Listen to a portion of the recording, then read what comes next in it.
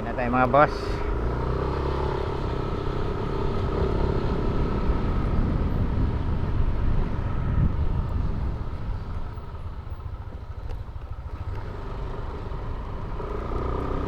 Dadaanan pa natin yung isang kasama ko na doon naghihintay. Binaba ko lang siya doon sa may kanto ng highway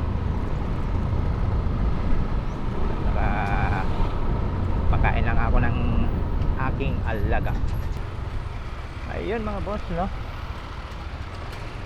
sa Kingsville kami mga boss, nagtatrabaho doon ang apartment ni boss. Kaya wala tayo sa bahay ng aking amo.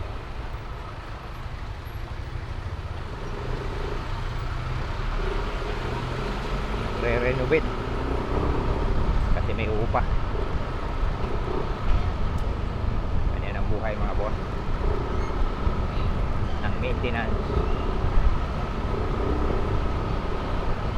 Ay, mauwi na tayo ng Antipolo. Bukas naman ulit.